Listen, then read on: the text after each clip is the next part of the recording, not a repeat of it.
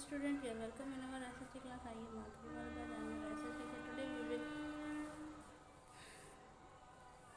continue our chapter number 1, power sharing. इस chapter में हम पढ़ेंगे accommodation in the Belgium. The Belgium leaders took a different path. जो Belgium के जो लीडर्स हैं उन्होंने डिफरेंट जो रास्ते थे वो चूज़ किए and recognise the existence of the regional differences. और जो डिफरेंसेस थे वहाँ के रीज़न के उसको पहचानने में, और जो कल्चर डाइवर्सिटीज़ थी वो भी लगभग कितने 1970 से लेके 1993 में मतलब उन्होंने इसके अस्तित्व को पहचाना. And the embedded their constitution for time. और उन्होंने जो कॉन्स्टिट्यूशन था वो 4 बार बनाया. So much work and the arrangement, और बहुत अरेंजमेंट भी किए. In the world enable everyone to live together और within the same country, and the arrangement the work out in the different from any other country, and it is very innovative. और ये बहुत ज़्यादा innovative रहा. And here are the some of the element. और यहाँ पर कुछ element हैं of the Belgium model. Constitution prescribe that the number of the Dutch. अब जो कॉन्स्टिट्यूशन था वो ये प्रिस्क्राइब करता है कि जो डच बोलने वाले लोग हैं और जो फ्रेंच बोलने वाले लोग हैं वो दोनों रहें, मतलब सेंट्रल गवर्नमेंट में दोनों इक्वल मात्रा में रहें. Some special laws required. इसके लिए जो स्पेशल लॉज है वो रिक्वायर्ड था. Support to the majority. जो मेंबर्स की मेजोरिटी थी उनको सपोर्ट करने के लिए ये किया गया था. And each of the linguistic group, इसलिए इनको लिंग्विस्टिक ग्रुप में बांट दिया गया था. And the single community can make the decision alternately. और जो सिंगल कम्युनिटी है वो अपना जो डिसीजन है वो यूनिलेटरली ले सकती है. Many power of the central government have been given. Central government को बहुत सारे पावर दिए गए and given to the state government. और स्टेट गवर्नमेंट को भी बहुत सारे पावर दिए गए. The to region the country and the state government are not the subordinate to the central government. मतलब जो स्टेट गवर्नमेंट है वो प्रॉपर उसको सबऑर्डिनेट नहीं कर रही थी. Brussels has the separate government.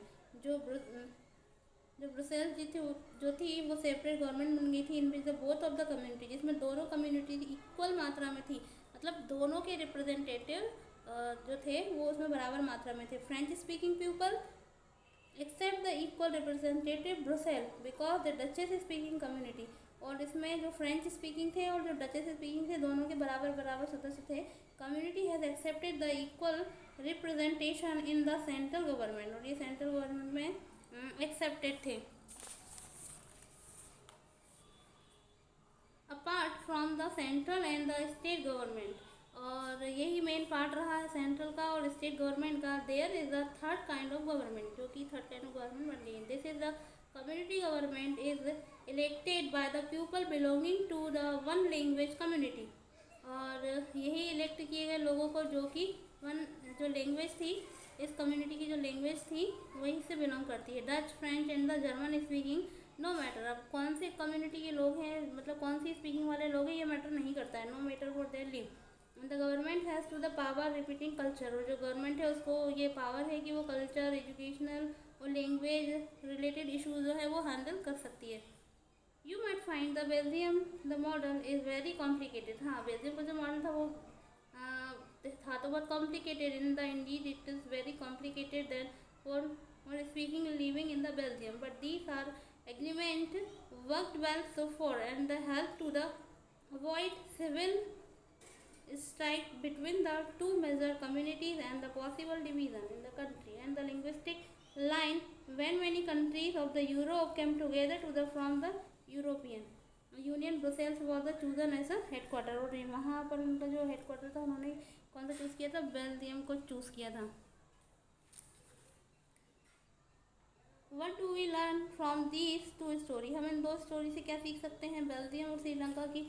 Both are the democracy, जिस दोनों डेमोक्रेसी का ही हिस्सा नहीं है. And yet they fault with the question of the power sharing differently. In the Belgium, the leaders have realized that the unity of the country is possible only by the respecting feeling and interest to the different communities and regions. such as the realization resulted in the majority accepted arrangement for the sharing power. Sri Lanka shows as the contrasting example. जो श्रीलंका है उसका एक बहुत बड़ा example है. It shows that if the majority community was to the force, यदि majority इस community को फोर्स करती है dominance over the other and refuses their share power, it can be the undermine that the unity of the country. तो ये unity की country को effect डालेगा.